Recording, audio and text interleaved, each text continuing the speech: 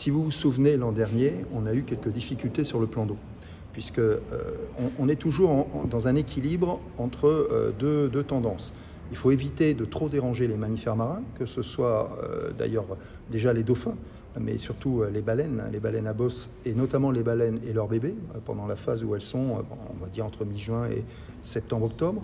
Mais en même temps, on veut aussi favoriser ce qu'on appelle l'économie bleue, c'est-à-dire un tourisme respectueux de la biodiversité, mais qui permet effectivement à des professionnels d'amener des gens qui ont envie d'observer les baleines, mais en observation passive sans les déranger. Et cet équilibre, l'an dernier, il a été un peu bousculé.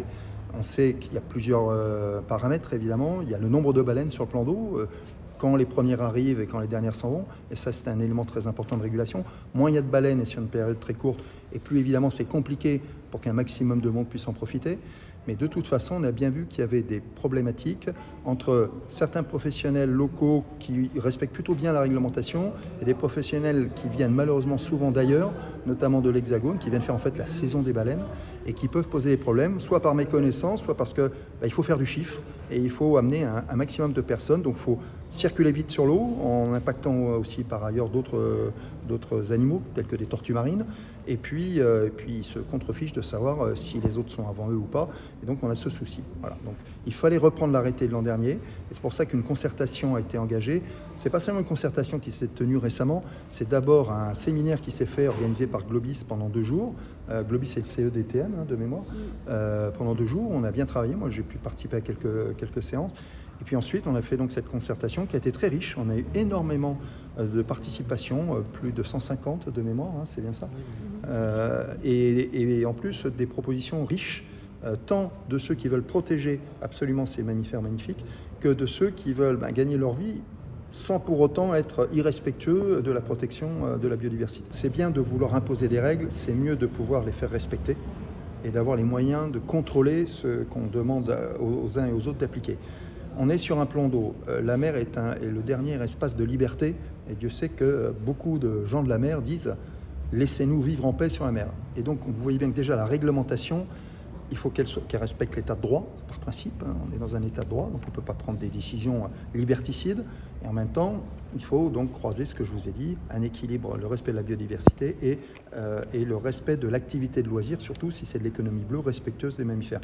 Et donc on a amélioré les choses par rapport à l'arrêté de l'an dernier, en travaillant avec les partenaires. Et je pense qu'on arrive effectivement à un équilibre plus important, mais qui va nécessiter aussi un plus grand respect de ces mesures, et qu'on va contrôler grâce au même service que l'an dernier, simplement on s'organise un peu mieux, il y aura une couverture plus importante, plus étalée dans la semaine, chaque semaine de la saison des baleines. Il y aura des opérations, alors, soit individuelles par différents services, peut-être Nicolas tu pourras préciser, soit par des opérations mixtes, avec le préfet qui pourra peut-être aller lui-même participer à une opération de contrôle. Il l'avait fait l'an dernier, moi j'en avais fait une aussi. Et également des sanctions. Vous avez vu que dans l'arrêté, on a indiqué les sanctions qui pourront être infligées.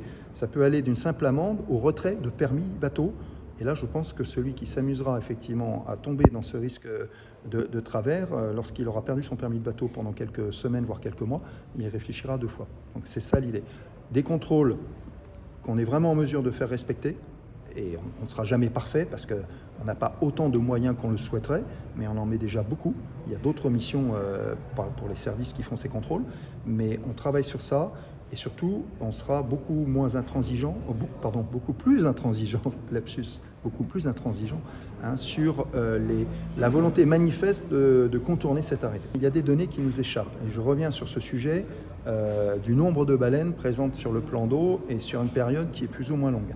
Si on a un nombre de baleines comme en 2023, qui était une année extrêmement riche, et qu'en plus, les premières sont déjà arrivées, puisqu'on a déjà des annonces, voilà, et qu'elles s'en vont tardivement, ça permet d'étaler plus facilement. Si en revanche, on a une concentration, un nombre peu élevé de baleines et une concentration sur une période courte, on sera obligé d'être beaucoup plus exigeant sur le respect de ça. Et effectivement, il y aura forcément des difficultés, c'est pour ça qu'on impose des règles telles que pas plus de 3 bateaux dans un rayon proche des baleines et pas plus de 3 palanquets en même temps à la mer, 21 personnes au maximum. Voilà. Ce sont des règles qui sont contraignantes, elles le seront d'autant moins, encore une fois, qu'il y aura beaucoup de baleines et sur une période longue, mais si malheureusement c'est une saison pauvre en baleines et sur une période resserrée, eh bien, désolé pour les professionnels, mais il faudra qu'ils se partagent la rareté, parce qu'on ne va pas faire de magie non plus. N'importe quel professionnel peut aller à la rencontre des baleines tous les jours de la semaine en respectant les horaires qui ont été précisés par l'arrêté. Vous avez vu qu'il y a la possibilité pour les professionnels de faire des mises à l'eau dans un certain créneau.